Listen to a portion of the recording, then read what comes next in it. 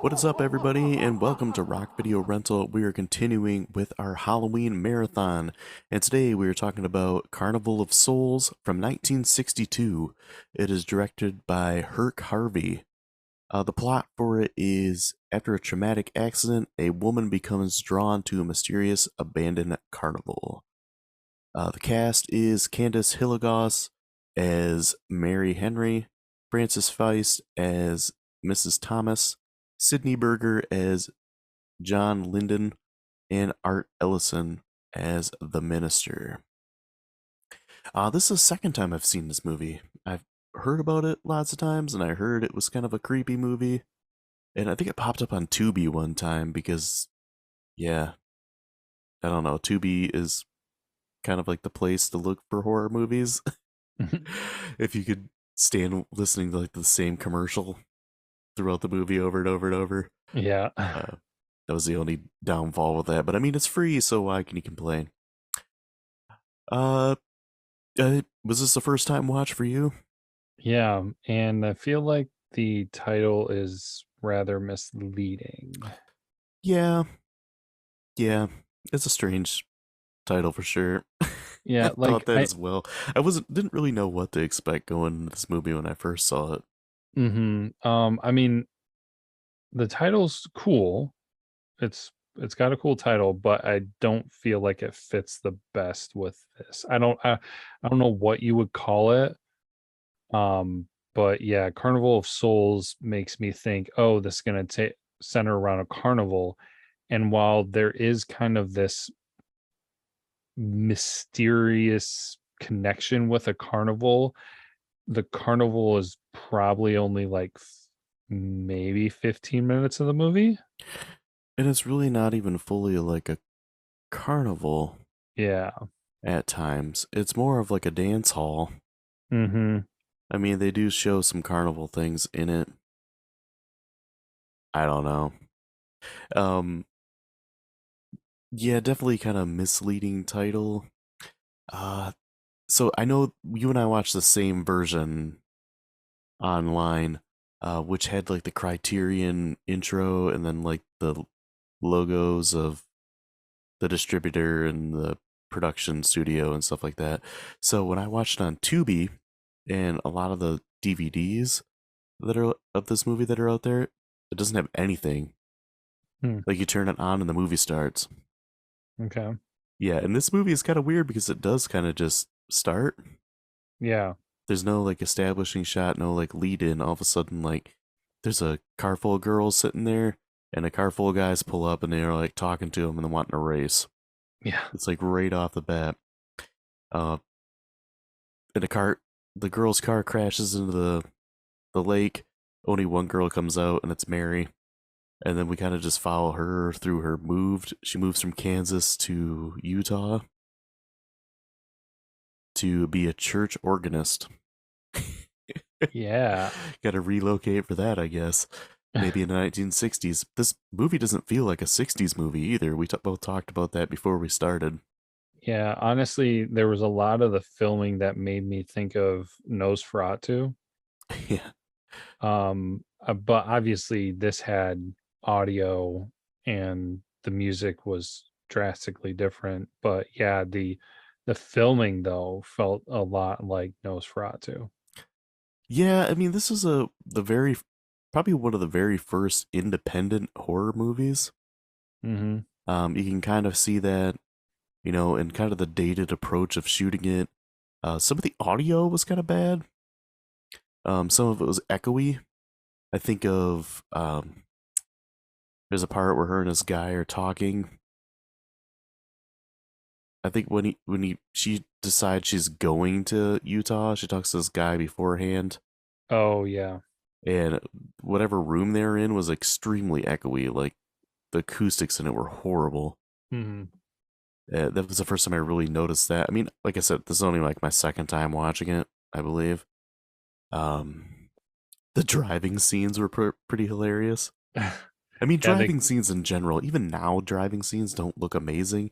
If you watch like a sitcom or something, like even watch old episodes of Friends, where they're like Yeah. in a car driving or like riding in a cab or something. It's extremely fake if you look out the window. Well, then also I noticed that they were using the same footage over and over again. It's like, oh, there's that truck again. Oh gosh, dude, that's budget right there, man. uh, some of the there's some weird things that happen throughout this movie. Like after she gets to Utah, she goes and like stays in like this old house that where like, rooms are rented out, and it's an old lady, and she's really kind of awkward. There's a couple things after she goes there that stood out to me. Um, the landlady, Mrs. Thomas, says to her, "So you can take all the baths you want. I'm not one to make a fuss about a thing like that." And she doesn't only just say it once; she says it like twice. Does it once when she first meets her, and then like the next day she says it again. Yeah, and she's like, "Oh, I think I'm gonna take you up on one of those baths," and it's like, okay, because this is so important. Yeah, and it's like, was the old lady like hitting on her or something? It was just really awkward and like uncomfortable. And then speaking of uncomfortable, there's John Lyndon. Oh my That gosh. dude is an incredible creeper. Yeah. Like basically, he's just trying to get into Mary's pants the whole time. I thought for sure he was Um, gonna die. uh, right, dude. And I, then yeah. so I wrote down kind of the progression of their relationship. So she's in the bathtub. He's knocking on the door. She gets up, puts a towel on, and she thinks it's Mrs. Thomas, so she tells him to come in. And she has to unlock the chain lock. And she doesn't know who he is, so she's obviously freaked out. He instantly just starts like hitting on her. Mm-hmm. And of course she's like skeptical and very like turned off and tells him like to leave or whatever. And then like the next day he's just like standing outside of her door and he hears her alarm go off and he instantly starts knocking. Yeah. Then she goes to the door and lets him in, and he's like, I brought coffee. I'm sorry for the way I acted the night before, but he's still acting kind of creepy, and then she's perfectly fine with it. Yeah. And she sits down and has coffee with this guy. Like, you just rolled out of bed. This dude, like, knocked on your door the second your alarm went off, and he's already, like, trying to move in on you. Mm-hmm. Yeah. And he was totally manipulating her. Oh, yeah. I've never. I mean, I probably have seen movies where it was that bad, but I just never picked up on it. But this one, like he was going so overboard on being like, "Oh, well, you act like you like me, and then you don't like me, and sometimes I think you just want to be alone. You don't even like guys, do you?" And blah blah blah. And I was just like, "Dude, what the desperate crap are you doing?" Right? And then, like, he offers to walk her home after her first nighttime mass where she has to play the organ, And and she gets she fired. agrees. Yeah, and she gets fired because she like spaces out and is playing like some creepy music. But I mean, she has like these visions and stuff where she almost like leaves her body. Hmm. One of the creepy things in this movie. So then like he walks her home, and they stop at a bar first, and they're sitting down, and he's like drinking, and she won't drink, and he's like giving her crap, like, "What is this?" He's like, you don't want to dance. You don't like to drink." Is like, what the heck do you like to even do? And then he's like giving her a hard time, and then she agrees that she'll have a drink. So he goes and buys her a beer, and then she just takes like a sip out of it, and he's basically like calling her out, saying like, "I spent good money on that. Like, don't waste that," and just being like a total jerk. And then she decides like, "No, I don't want you to go away," and it's more because she's freaked out about the vision she's having and doesn't want to be alone. Yeah. And he's basically just trying to force himself on her, and like this dude is just completely nuts. Yeah. No. Red, red flag after red flag after red flag. And then like he gets one bad notion from her, like when they get back to her back to her room and she sees that creepy guy again and Yeah, she screams and he's just like, "Oh, you're crazy. I don't want anything to do with you." he's like, "Leave it to me to fall for a crazy one." Gosh. Okay, dude. Then he just storms out. Oh, so we talked about like the visions and stuff. She keeps seeing like this creepy figure. Mhm. coming towards her, and she feels herself drawn to this old bathhouse building, and she sees like these ghoulish people and stuff. I mean, along with that, she also has like wigs out and has these times where it's almost like she's not there, where she is talking to someone, goes off, and then comes back, and then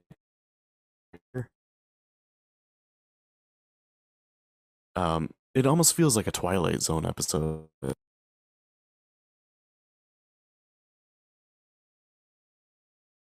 Dude, can you hear me? Uh, yeah, what were you saying? Okay, Are you saying something? you broke up for a second. Oh, I So wondered why you weren't saying anything. yeah, no, I was kind of waiting to see like how long it went, so I think it stopped. Can you go back and kind of pick up where you started talking about her spacing out? Yeah, yeah, Okay.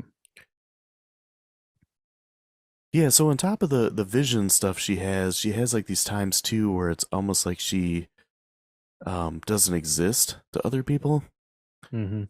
She'll be having like a conversation with someone, and then all of a sudden it's like they can't see or hear her, and don't even have any idea she was there or that she was ever there. Yeah. It happens a few times in this. It's really kind of unsettling, and it almost feels like a Twilight Zone episode, Mhm. like the old Twilight Zone. Um, and none of it's ever really explained, and it gets kind of hinted at towards the end of the movie. Yeah. Um, and I guess I can just say at the end of the movie, we find out that, Spoiler alert. yeah, spoiler. So Mary ends up going to that quote unquote carnival and watching the ghoulish people dance, and she sees the creepy guy that's been following her around, and he's dancing with her, and she's ghoulish too. And she screams, and they all start coming after her. She goes to the beach, collapses, and they like pounce on her basically. Mhm. The next morning, we see like the police show up and footsteps in the sand and a handprint, and like there's nothing after that. So it's like she just vanished. And now we go back to Kansas where she drove off the bridge and they're pulling the um, car out of the water, and her body is in there with the other girls. So Dun she was dun basically dun. dead the whole time. So basically, it's almost like that her soul was in limbo or something like that. Yeah, I don't yeah, it is unusual. I looked it up and tried to do a little research to see if this could potentially be the first movie that did the whole trope of the main character is actually dead the whole time. She's been dead for 10 years. And so from what little I could dig up, apparently this might be. Rock. So credit to this movie for that. Yeah. Even if it's not the first, I mean, way back at this time in 1962, it has to be at least one of the first. Um, so it definitely has that unique element. But yeah, I agree with you. It's weird because you're right. Was it in limbo? Was it all like just a dream that she essentially had? Um, it, very strange, but the equivalent is essentially she was dead the whole time. Yeah. It's one of those that's kind of open to interpretation at the end. I'm not sure if that was originally planned or if it was just them trying to throw a movie together for barely any money, and this is just how it came out. Happy accident kind of thing. Hmm. I guess other positive things I'll say about this movie is the organ music was creepy. Yeah, yeah. The music in this movie was not like anything amazing for the soundtrack. Yeah. It did fit very well though, and definitely added to the creepy factor. Oh, totally agree. Um, so the acting as a whole in the movie wasn't great. I thought Candice Hilligoss did decent. Like she wasn't amazing by any means, but um, at times she was pretty good. Some of her line delivery might be a little Yeah, there were Meh at times. I don't know how else to say it. man, there was a couple times and I forgot to write it down where it was very awkward and like wooden. And one that felt pretty awkward was when she was leaving Kansas and the guy she was talking to was just like, "Oh, come by and see us if you whenever you come back." And she's just like, "I'm never coming back here." Yeah. And that was it. And she just walked away. There was like pretty much no emotion. It's not like, "Oh, I don't plan to come back here." She just said, "I'm never coming back here." And that was it. Oh gosh. So there's a couple weird things I noticed in this movie. So there's a part at the end where she's trying to run to the bus station, and the footstep noises are way off from her steps. Those are definitely added in, and they did not match up with her steps. Yeah, kind of like how her fake organ playing didn't match up. Yeah. Oh gosh. So there's also a scene too towards the end. She's supposed to be in Utah, right? Yes. And when she takes her car to the mechanic, it says Lawrence, Kansas on the window. And then the sign show inside shows a TV station called WIBW, which is a station in Kansas. And anything west of the Mississippi River, it starts with a K, not a W. So if it was in Utah, it'd be KIBW. Huh. I noticed that before I noticed the window because they showed that sign. I was like, WIBW. I was like, they're supposed to be in Utah. Isn't it supposed to start with a K? And then when she went outside around the front of the building, I saw it still said Lawrence, Kansas. You're weird for knowing that. And then I looked it up in the IMDb trivia, like the goofs and stuff, and it was on there. Hmm. So okay, I'm not the only one to notice that. I don't feel too stupid. But one thing I did notice is it's in Lawrence, Kansas. That's where the University of Kansas is at. Oh, okay. So Rock Chalk Jayhawk. Rock. I had to throw that in there because we always thought Rock Chalk Jayhawk was a weird saying. Yes, it most certainly is. Words that rhyme that don't make sense. Oh, we didn't mention either when she does like the space out thing and can't hear people, or can't they can't hear her. She can't hear them either, Yeah. which is really weird and creepy. But then the weird thing is if she goes to a park in a specific tree, like she comes out of it. That's never explained. It's like a certain amount of time passes and it goes away, but it's always when she's by the tree. Yeah, when the first time when she came out of it, I kind of thought the doctor was maybe some kind of a part of the whole thing Hmm. because he showed up right after that happened. And so I didn't know, I mean, obviously before I watched the whole thing and got to the end of the movie to find out what was going on, I didn't know if he had some bigger part of the story or something. Yeah, I don't think he really knew anything that was going on. They asked him a few times, like, "What do you think's wrong with her?" And he's like, "I'm not quite sure." It's like basically he was just saying, "Bitches be crazy." Oh gosh. You want me to get into trivia and facts? You got anything else to talk about? uh Man, it was unusual and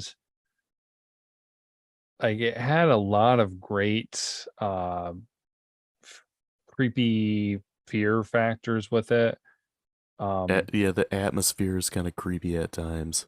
But it was very scattered. And then also like so there were the times when she would do her zone out thing and sh- she couldn't hear people and they couldn't hear her.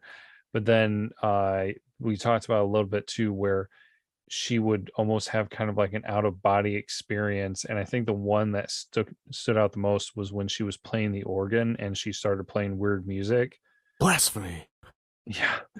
And it's just like so much of it was not explained. And why the obsession with the carnival? Just a lot of questions. I mean, I can see some vague connections and everything, but yeah, there were a lot of gaps Yeah. for sure. And I think that's just the way this movie is. it kind of fits, but yeah, it's one of those that kind of leaves you scratching your head. Mhm. Um, the facts I got for this here. So Candace Hillegas's agent refused to represent her um any further after watching this movie. What? Yeah. So Herc Harvey's crew only consisted of 5 other people besides himself. Mm. This one made me laugh. So the damage to the bridge in the opening scene cost the director $12. The town of Lecompton, Kansas, only required the railing of the bridge to be replaced to grant permission to film there. So it cost him $12 to do that scene. And even, like, with the car in the river, like, I guess dang, that's pretty cheap. it's pretty hilarious. So George A. Romero noted this movie as inspiration for Night of the Living Dead. And I did not know that going into this, and we'll be talking about Night of the Living Dead. Not the next movie, but the one after that. Gasp. Yeah. So its original theatrical release in 1962 was a box office failure. Subsequent airings on late night television helped it gain a strong cult following and is now regarded a landmark in psychological horror. Hmm. Because it's probably one of the first real true psychological horror movies, if you think about it. Because a lot of the stuff in the a lot of stuff in the 50s was sci-fi, aliens, monsters, things like that. In the 40s and the 30s, it was all universal monster stuff. Mhm. And this is one truly where it's like it's mostly in her head. Yeah. So the failure to include a copyright notice on the film's prints automatically placed the picture in the public domain. Rip. Yeah. The shots of the ghouls rising from the Salt Lake were actually filmed in an apartment complex swimming pool near Harvey's house in Lawrence, Kansas. So it's the only um, feature film that director producer Herc Harvey actually worked on. Okay. Interesting. The film's budget was raised over the course of one weekend from local businesses in Lawrence, Kansas. And it was shot in 3 weeks. Nice. The only professional actor in the film was the main character of Mary, played by Candace Hillegas. She was paid $2,500. She turned down a part in the movie Violent Midnight to take the lead in this picture. She turned down an offer to appear in the remake of Carnival of Souls in 1998. Hmm. I mentioned earlier, this movie is in the illustrious Criterion Collection as Spine 63,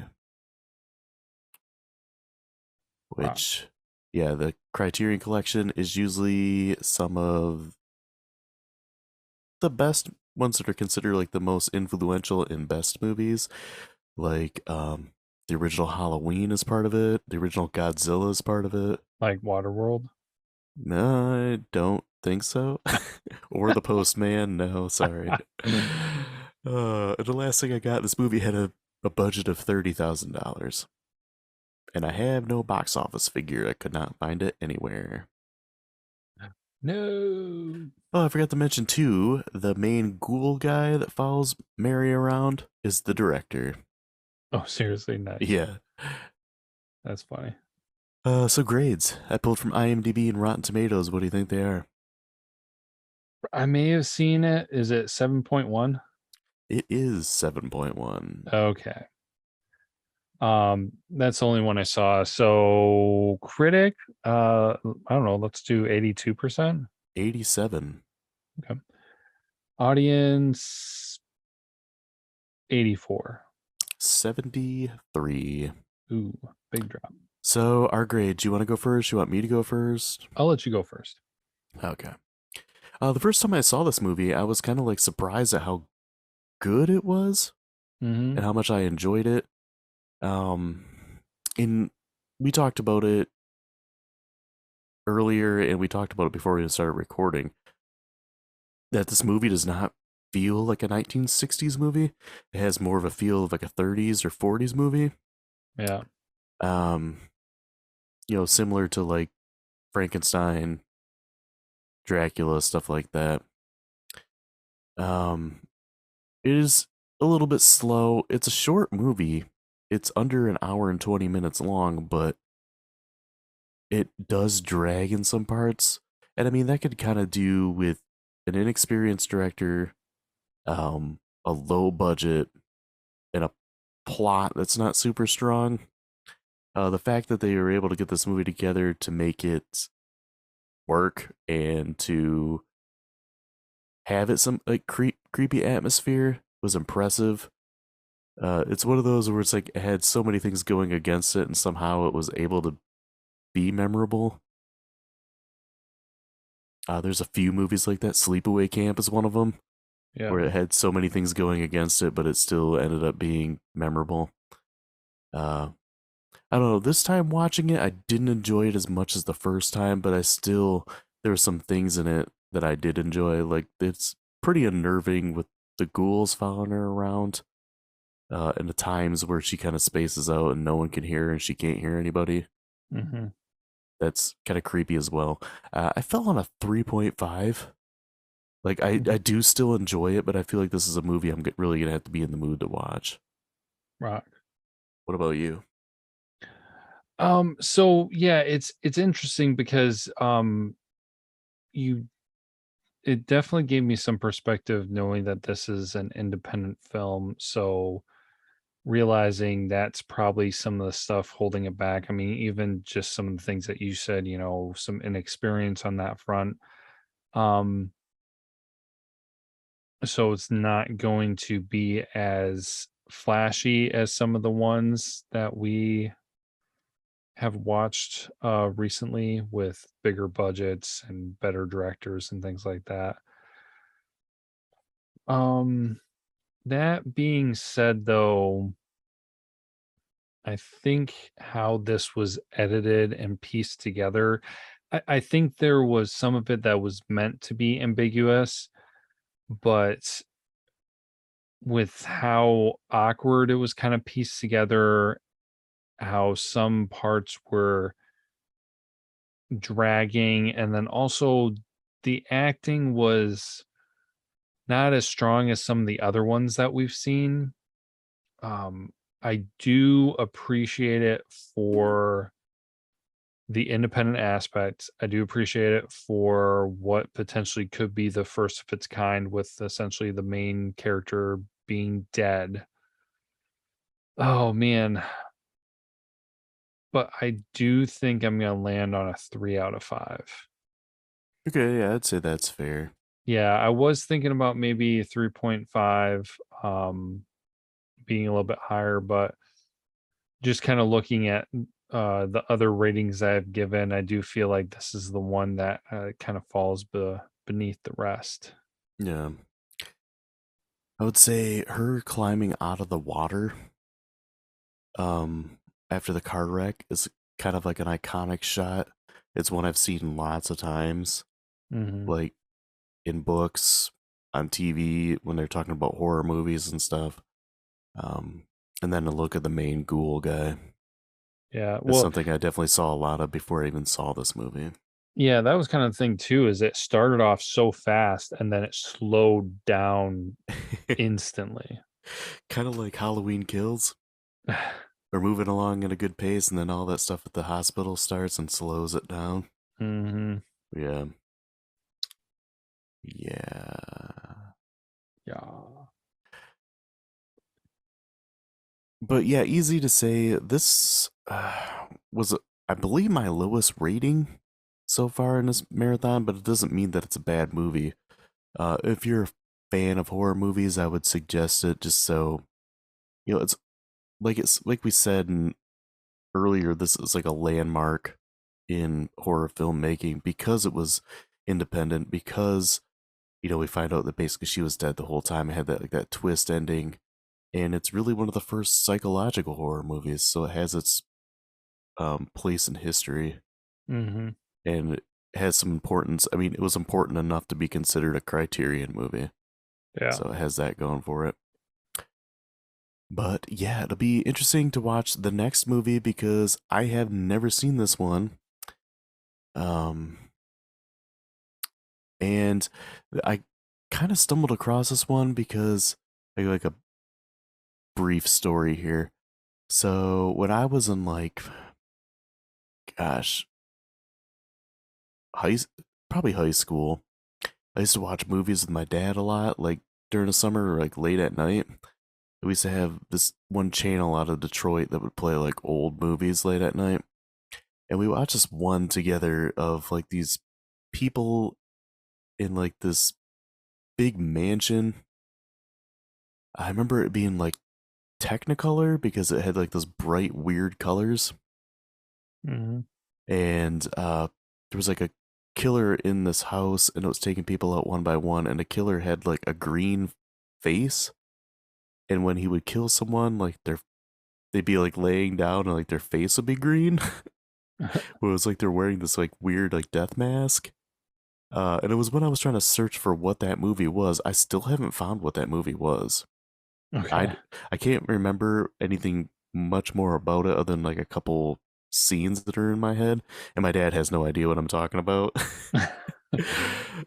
So I even like put it on Reddit, and I was asking. It's that tip of the tongue on Reddit where you can Hmm. ask questions and people try to figure out what it is.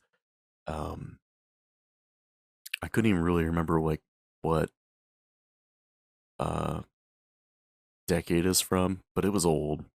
And somebody suggested the movie Blood and Black Lace. And when I looked that up, I'm like, okay, that killer looks creepy. So I'm gonna have to watch that sometime. So I kind of just filed it away. And then when I was coming up with this marathon, I decided to throw that in there so I had a chance to watch it. So maybe it's the movie I was talking about. Maybe it's not. I guess we'll find out. Someday I hope to find out what the heck that movie was, though.